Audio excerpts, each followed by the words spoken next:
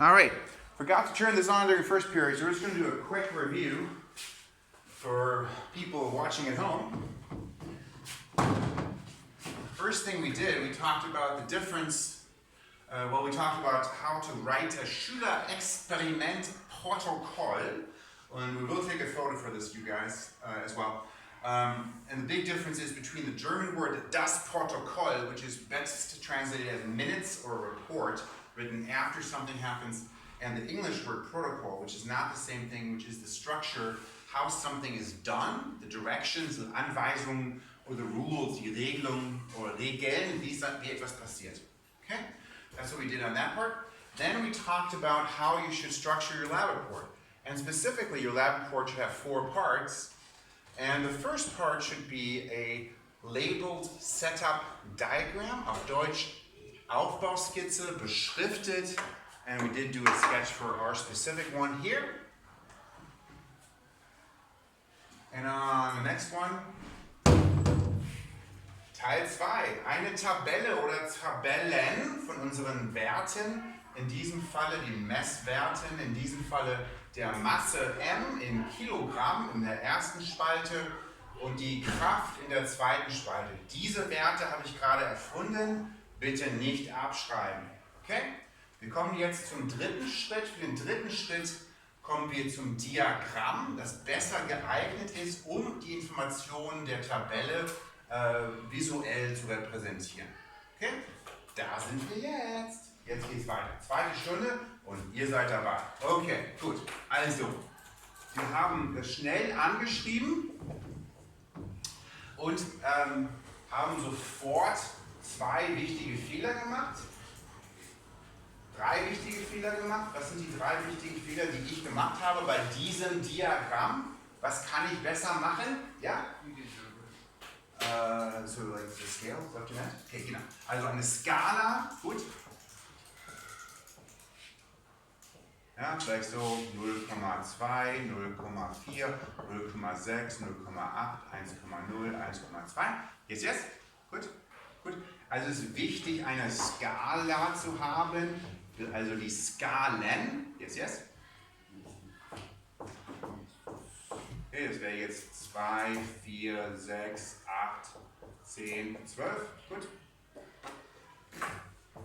Und dann, das ergibt nur Sinn, wenn wir auch haben, was fehlt da noch? Die Skalen ergeben nur Sinn, wenn wir was anderes auch machen. Okay, es ist dann wichtig zu gucken, obwohl Lehrer verrückt sind, gibt es normalerweise Strukturen, warum sie etwas so machen. Okay? Wir haben hier drüben unsere Aufbauskizze gehabt und da hatten wir Größen draufgeschrieben, M und FT. Und die tauchen dann hier wieder auf.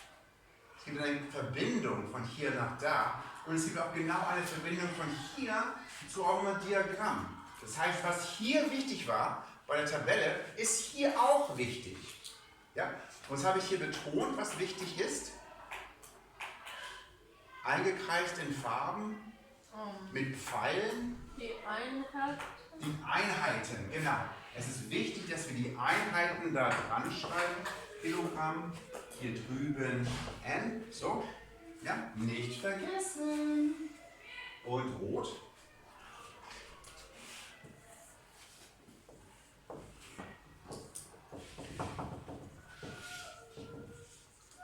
Was noch? Jemand anders? Laurent? Ja, Laurent. Das haben wir noch eingekreist bei unserer Tabelle, das hier auch wieder wichtig ist. Genau, also N ist richtig, das haben wir hier drüben rot eingekreist. Das sind die Einheiten. Das ist wichtig. Was ist noch wichtig?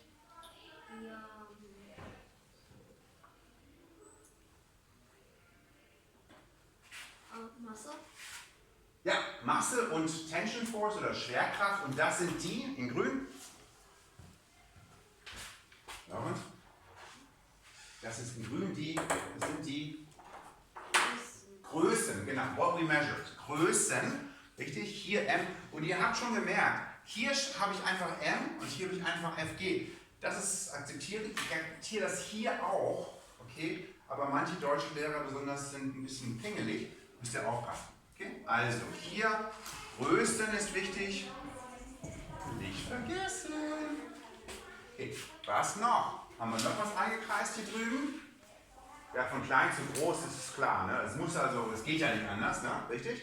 Aber was noch? Eine andere Idee? Die Tabelle. Ich verstehe jetzt nicht, was du sagst. Die Spalte.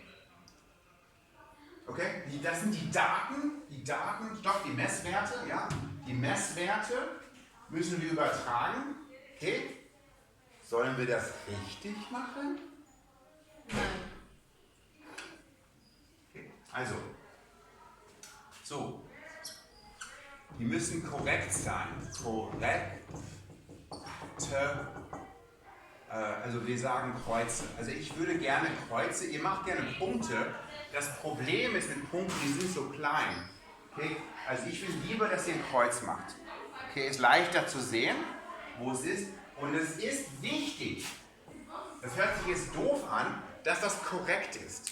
It's easy to screw up. We practice maybe in just a second to make sure, ja? Okay, korrekte Kreuze. Und was noch? Ich habe noch zwei Sachen ganz am Anfang falsch gemacht, als ich das Diagramm da an die Tafel geschmissen habe. So, jetzt gucken wir nochmal hier die Namen. Ich bin nicht so gut in den Namen.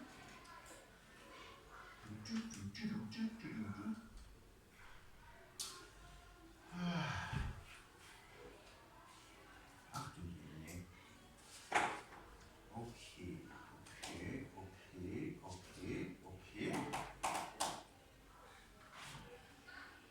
Okay, Justin? Okay.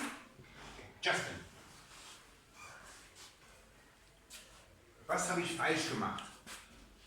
Wenn du das so abgibst, sage ich, warum?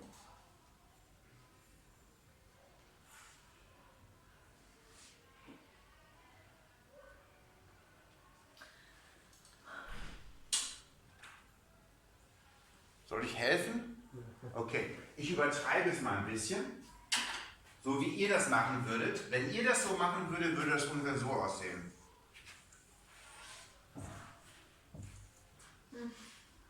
Okay, übertrieben. Okay, was habe ich gemacht, was dieses Problem erzeugen kann?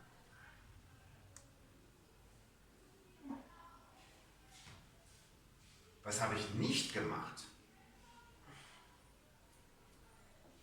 Was hast du in deiner Fehlermappe, was hilfreich ist, das hier zu machen? Ein Lineal, genau. Also ich bin ziemlich gut in gerade Linien zeichnen. Okay? Ja, stimmt? Das ist sehr gerade, ja? Ja. Aber ihr seid nicht so gut. Okay? Also, Lineal benutzen. Also, das ist wichtig. Lineal. Gut. Gut. Und jetzt das zweite, was so in die gleiche Kategorie fällt, dann habe ich hier so locker flockig einfach bom, bom, bom, bom, bom. Ja? Dran geschrieben. Aber es ist jetzt unklar, ob die wirklich richtig sind. Warum ist das unklar? Ja. Oder weil ich das falsche Brett benutzt habe. Ich habe aber keine andere Möglichkeit. Aber ihr habt eine andere Möglichkeit. Welche Möglichkeit habt ihr, wenn ihr Papier aussucht? Yes? Genau, auf Deutsch. Denkt an mit Kästchen und dann Papier.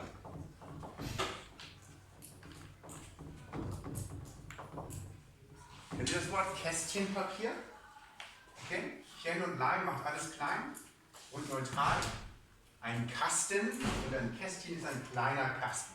Kästchenpapier bitte benutzen. Ein Lineal benutzen. Einheiten dran, korrekte Kreuze. Skalen müssen korrekt sein, Größen müssen dran sein. Ich glaube, wir haben es dann. Yes, yes? Seid ihr happy damit? Ja. Sehr gut. Super. Gut. Jetzt kommen wir zu Teil 4. Ja? Wir haben jetzt ein Diagramm, das korrekt ist. Auf Kästchenpapier, mit Lineal gezeichnet. Einheiten sind dran, Größen sind dran, Skalen Zahlen sind dran, die Kreuze sind richtig gezeigt. Okay, wir tun so. Jetzt müssen wir, was sollen wir damit machen? Wir beschreiben ein Protokoll, genau. Aber was würden wir, warum haben wir das überhaupt gemacht? Warum? Außer dass Herr Blessner uns das gesagt hat, wir sollen das machen. Ideen? Dann fragen wir mal Luna, Dass wir es besser verstehen. dass wir was verstehen wollen. Hast du gesagt? Nee, dass wir es besser verstehen. Genau. Aber warum haben wir dieses Diagramm gezeichnet? Was ist der Zweck? Was kannst du hier jetzt sehen?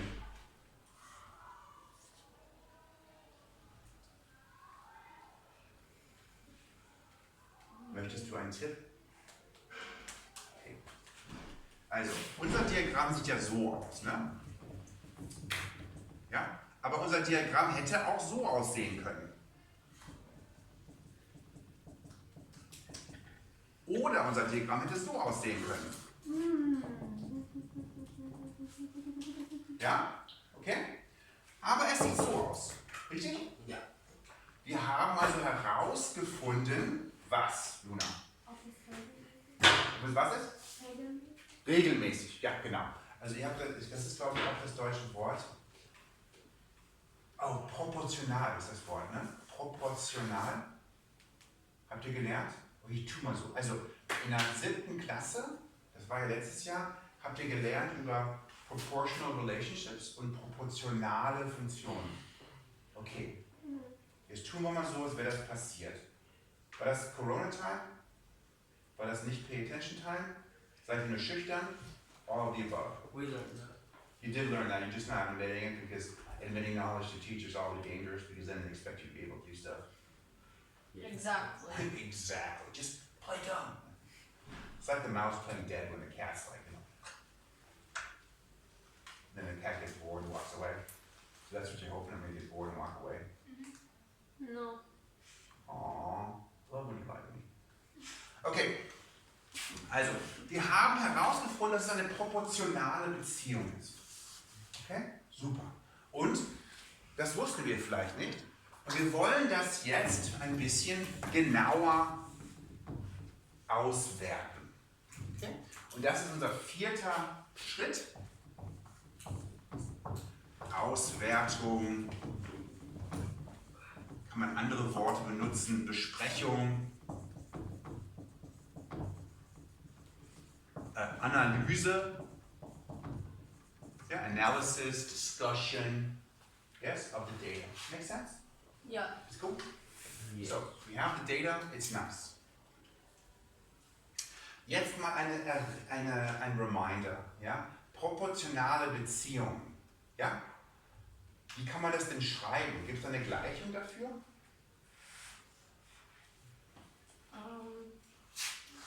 Ja? Maybe find out like how much in numbers is in between, like I think you mean the right thing. 0.97 or 1.97, the difference is 1 whole. Uh-huh. So maybe like Yeah. the difference in like the mass and the Yeah, I don't think that was it. Sad. We want a tip.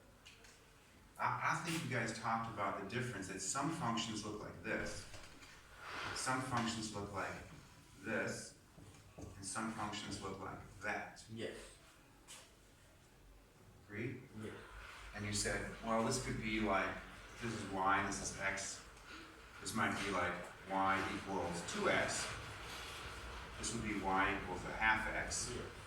And this would be y equals 4x. Yes. Concur? Yes? Okay, I'll pretend you said yes. So, we would like to see what the relationship is. Okay? Fish? Make sense? Okay? So, again, so we look at this, we say, okay, well, first of all, to do that, um das zu tun, müssen wir erstmal eine Linie haben, eine Gerade. Wir haben ja gar keine Gerade. You see that? I drew in the line, but I don't have a line here. So your first step in analyzing it, assuming this is a lab where we have a direct proportional relationship, yes? is to draw in a line. Okay? Okay? You should use a lineal. I will not use a lineal because I don't have a lineal. Fish? So we're going to draw that in. Starting here, just draw it up like that. Close enough. Maybe I should have made it a little steeper. You agree? Okay. No, Okay. that's good enough. Okay, it's a little flat because I got a bunch of points above here. It looks like I have 5 points above, 1 on and 2 below. Great? Also das Ziel ist, dass man gleich viele Punkte oberhalb und unterhalb hat. Ungefähr. Versteht ihr? Okay, gut. Also, dann machen wir hier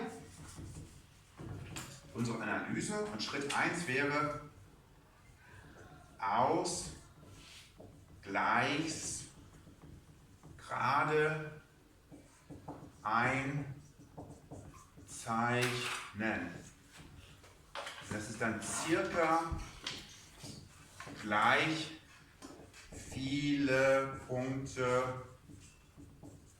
oberhalb und unterhalb der Gerade.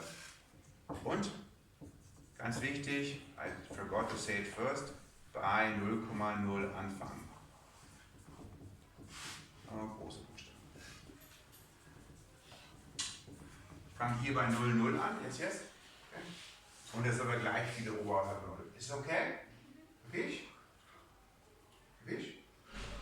Gut. Verstanden? Nächster Schritt. Gut, was ist dann unser nächster Schritt?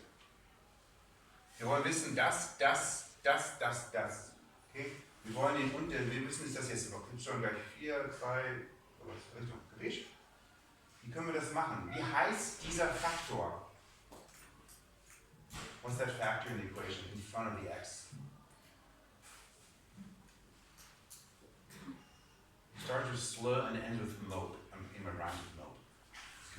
Slope. Ja? Auf Deutsch fängt an mit St und reimt sich mit Neigung. Steigung. You guys are brilliant. You guys are very smart. You remember that? Is this something you talked about? Yes. Did you talk, or did you call the constant of proportionality? Yeah. Yes? Constant of proportionality? No. Did you call the slope? I call it. Did you call die Proportionalitätskonstante? Man, this class is almost teaching itself. I mean, like just me by myself. Do you guys remember this? Yeah. Jeremy's like, last year, blocking it out. It's kind of a traumatic experience. Yeah. What does it say after viele Punkte? Es steht viele Punkte oberhalb und unterhalb der Gerade. Okay, so we do now Steigung, Slope,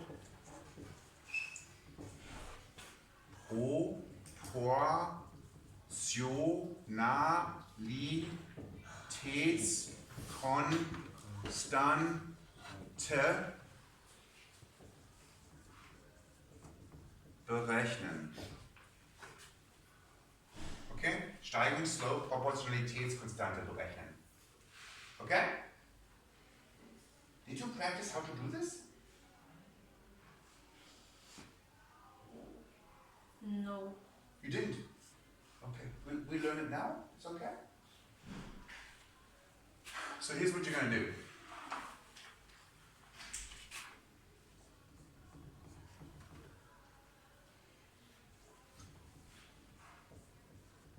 Wir markieren 0,0. Ja? Und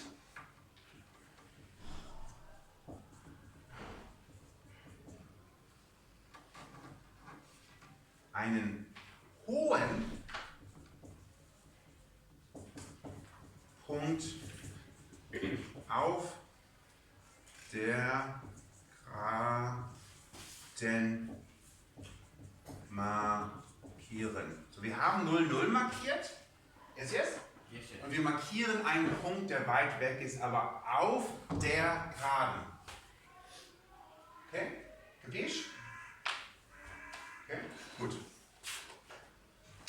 Nächster Schritt.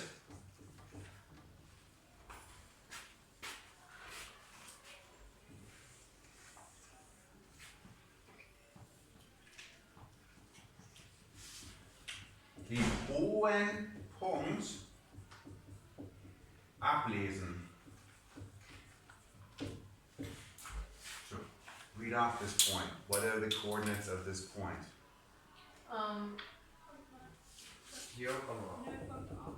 14 Zero. and 1. 0.95 maybe? Make sense? Yeah. So this is wrong, yes, because of my graph. So it's not your data. And it has units, yes, yes. 0.59 kilograms, yes, yes. Okay. And then the other direction, yeah, is 16, yes? Agree? 16 newtons. Ihr versteht? Nächster Schritt.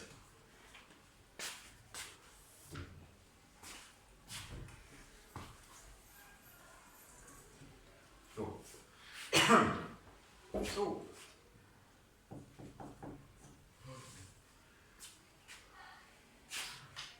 Zweiten durch ersten Wert des hohen Punktes teilen. Also, der zweite Wert ist 16 Newtons. Der erste Wert ist 0,95 Kilogramm. Okay. Berechnet das mit eurem Taschenrechner und ich glaube, das ist 19 oder sowas. Was ist das? Oh, das ist mit dem Handy da. Hi Handy. 16 durch 0,95. 16 times. Hast du den Wert? Was ist es? 16,84. 16,84. Okay. Dann machen wir 16,8 ist berechnet. Okay. Wir können runden. Und dann die Einheit ist wichtig. Okay. Ja, also die Einheit ist wichtig. Gut. Ja? 16,8 Newtons pro Kilogramm ist unsere Proportionalitätskonstante, ist unsere Steigung, ist our slope. Okay? Gut. Dann haben wir den Wert gefunden. Okay? Und jetzt gucken wir mal, was das bedeutet. Reminder.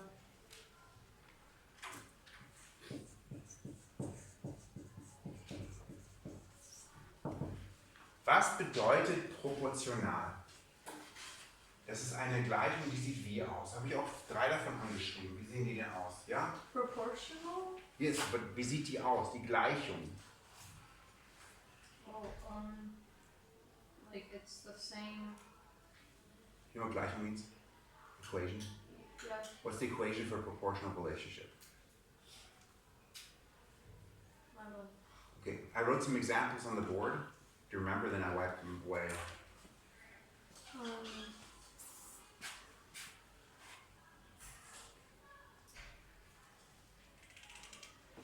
Yep. It's like y equals I guess kx. Or Y equals kx. Awesome. So we said this kind of relationship is a proportional relationship. Agreed? Ist das richtig? Okay. Now, a word of caution. Do we have y in our graph? no. We do not have y. Okay? Your math teachers love using y. Agree? They use y all the time. Yep. And why not? That's a good one.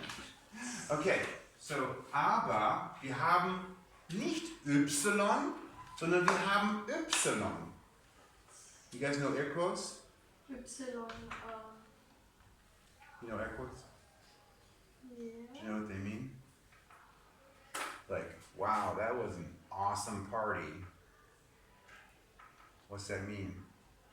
Sarcasm? Yeah, kind of. It means it wasn't actually that, right? So we have y because it's not actually y, right? So in our case, what is y?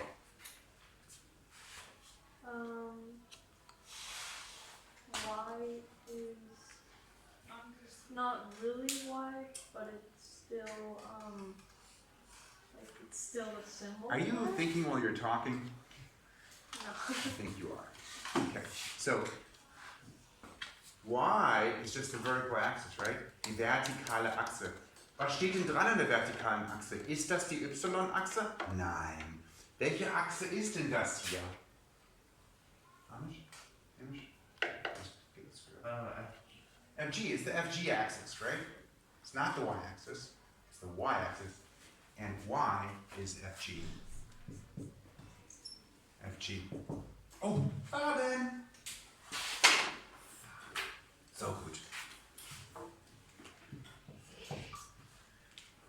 Und wir haben nicht x. Yes, yes. Wir haben x. Und was ist x? Luna. Masse, genau. Richtig. M. Gut. Und wir haben eine Proportionalitätskonstante, ja, die wir gefunden haben. Okay? Wir haben gefunden 16,8 Newton pro Kilogramm. So.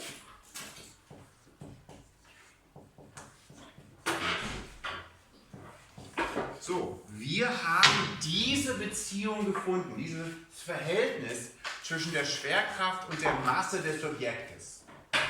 Mit einer Proportionalitätskonstante 16,8. Ist das ein gutes Ergebnis? Ihr wisst es nicht. Okay? Aber ich sage es euch. Hier.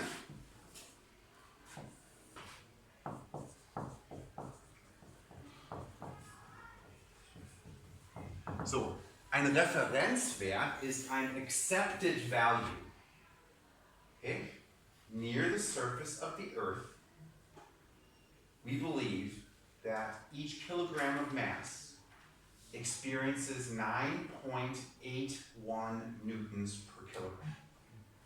Okay? So, unser Referenzwert ist Fg gleich, watch out, a little bit, I'm going to write it a little bit differently. Generally write it like this. Fg equals mg, and g, to be perfectly technical, is 9.806 newtons per kilogram. Okay? So, normally we write this value behind the m. You guys follow that? Call this the gravitational field near the surface of the Earth. 9.806. So, jetzt gucken wir. Unser Wert ist 16,8. Der Referenzwert ist 9,806. Ist das ein gutes Ergebnis?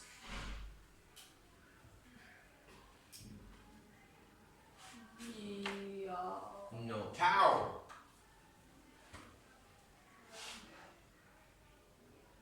Ist richtig schlecht. Ja. Ist richtig schlecht. Kannst du anders nicht sagen. Just for an example, just imagine somebody is 9.806 years old, okay, and you're supposed to guess how old they are, and you're like, about 16.8, and you're like, wow, that's not even close, right? If they're 10 and you guess them to be 17, you're like, you've never seen a 10-year-old, or 17-year-old, clearly, because this person is 10, not 17, it's crap. So these are very, very bad, yes, yes, very, very bad, okay? But that's not very scientific, yes, yes, yes? So we need to quantify it. What does it mean to quantify it? Yeah, to make a number. Oh. Yeah? So you have to say how far off it is. So it's off by 7. So Is that bad? Well, it's almost, we can round it to 9.8, then it would be 7. Right? So 7 is bad. But how bad is it? Well, let me explain. If you're guessing the age of a 10-year-old, being off by 7 is terrible. Yeah. Agreed? Okay? My mom is 87. But if you met her and you told somebody, I met somebody, I think she's about 80. Would that be a terrible guess, considering No. she's 87? That's not a terrible guess, right? For an 87-year-old, 80 is a decent guess. Good. For a 10-year-old, it's terrible. So you have to take it proportional to the whole number. Okay? We call that the percent error. So now that we have the proportional relationship, next step. Ach so. Ah, das ist jetzt nicht so schön. Okay, das ist Prozent Fehler berechnen. Gut. So, und hier ist die Gleichung, Prozent Fehler ist gleich, was du gemessen hast. So FG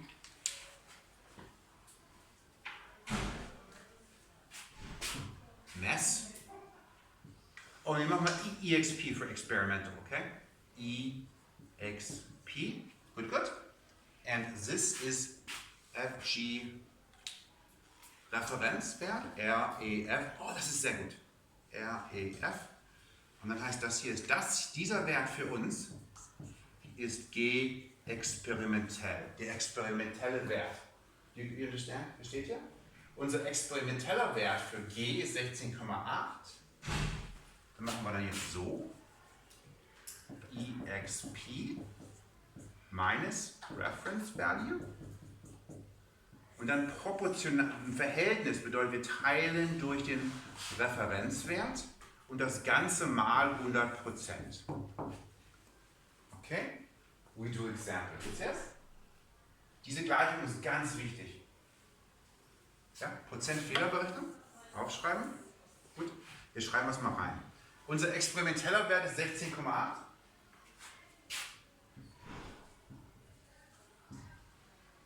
GREF ist 9,8. Dann unten hier 9,8 ist der Referenzwert wieder. Und das Ganze mal 100%. Okay? Chef, Taschenrechner. 16,8 minus 9,8 durch 9,8. Das Ganze mal 100%. Go.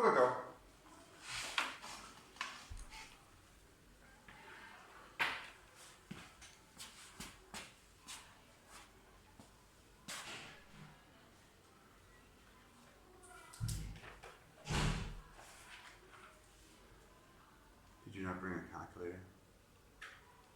I was like, whoops, I kind of phased out for a minute here. It's the worst when like your teacher can actually see you not following along. It's better when they're like, think about this. You're like, I got this. But you're not thinking. Minus I think it should be plus. 83. 83%? I don't think that's right, Jürgen. Minus. Auch falsch. Weil 16,8 ist größer als 9,8. Ich glaube, es sollte sein, like 72% or something like that. What is it? 71.4. Okay, good. So this should be 71.4%. Okay, now we have a malfunction with some people. So let's make sure we understand how to do this. Now, calculators are the devil. Well, that's exaggerating, but just be careful. So here's how I would type it in. You ready? Yeah. This is the part where you follow along.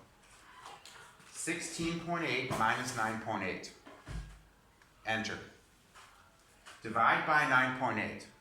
Enter. Times 100. Enter. Because when you trust yourself to put parentheses in and or the calculator to do order of operations correctly, or you're thinking the same thing, it's thinking because it can't read your mind. Make sense? Because if you type in 16.8 minus 9.8 divided by 9.8, it will divide the 9.8 only by the 9.8. Do you understand? So I take one step at a time. 16.8 minus 9.8, enter, you get 7. Divided by 9.8, enter, you get like 0.714 times 100, then you get 71.4. Okay, this is the part you should have followed along because you're going to screw it up. Jeremy's like, yeah, it's probably screwed up. Okay, so I'm probably screwed up. Okay. Alles gut? I'll pretend you follow along. Okay? Yep. Okay. Good. So we do it like short steps. That's how I would do it. I mean, it's Okay. not just how I would do it, that's the way I do it. So it's 3 equations in one. I break it down for the calculator because again, otherwise I'm like, I don't want to put all the parentheses in. I literally type in 16.8 minus 9.8, enter. Divided by 9.8, enter. Okay. Times 100, enter. I do it 3 times because that way I don't have to rely on me putting parentheses in or the order of operations being correct. Make sense? Fast fertig. Your error should be 5% or less. This is kind of a good number for you to keep in mind. Physics experiments by students should end up being a 5% error or less. That's good. If it's more than 5%, for example, 71.4%, that's terrible. Okay? And maybe you did the analysis wrong, maybe something else happened. But that should not be acceptable generally. If you get an error like that, check with me, and I'll probably tell you, that's horrible, you maybe did something wrong. So, fast fertig. Okay, so we've got all this analysis, right? Jetzt ein bisschen Besprechung. I do not want you to write a novel. I didn't even want you to write a lot. But I do want you to briefly... Oh, this is a good way, because this makes sense for people who live in Germany. So we describe. So just kind of a quick Antwortsatz. So just put it in words. And specifically, what did we find? Just in 2 sentences. You can just write it out. Wir haben gefunden, Komma. Can I take a picture of one? Yes, please. Die Schwerkraft proportional zur Masse ist. Ja? Unsere experimentelle Gleichung ist, schreiben wir es hin, Fg experimental ist gleich m mal, schreiben wir es auf, 16,8 Newton pro Kilogramm.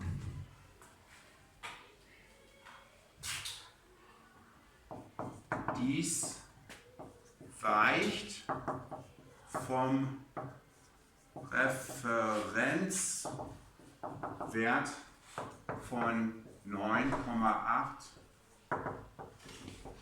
Newtons pro Kilogramm um 71,4% ab. Das ist zu viel Fehler. Okay, and then that should not normally say that. Okay, you shouldn't have that because that means you screwed up. Right? That shouldn't happen. Yeah, and the reference for you is generally always 5%. You should not be in effect. And if it's like 6.7, fine. If it's 29.3, probably not. Okay, you guys capiche it? Okay. So, we don't have class next Monday, but Why? because it's Labor Day. Next Monday is Labor Day. That's the American Labor Day. The holiday in America. Okay? So, I think you guys can not necessarily turn it in, but have this done by Thursday. Okay? I will not collect it. I will allow you to ask questions. And then I'll ask you to turn it in the following week. Is that reasonable? I mean, we basically did it, right? Is this unreasonable? Are you feeling this is unreasonable for you to write this all up? You've got it, right? Okay. So Hausaufgaben, first draft, bring it with you on Thursday. I will make it due the Thursday after Labor Day. Okay, so we'll be due September 10th. But its first draft is September 3rd, so we can talk about it. We can talk about our next lab report on Thursday. Okay?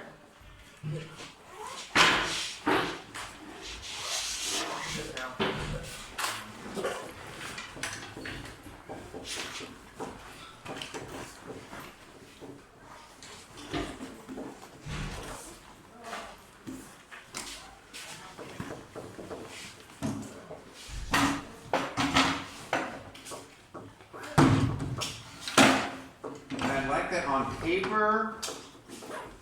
Okay, except if you're not here, then you can turn it in on Google Classroom. Is the highest point the one you use? Because you do I use that one. You have to use a point on the line. On the line. On, but it has to be on the line. See, the X's were off the line. Do not choose one of the X's. Choose a point on the line. Okay. Okay? It can be any point. Yeah, but it should be further up the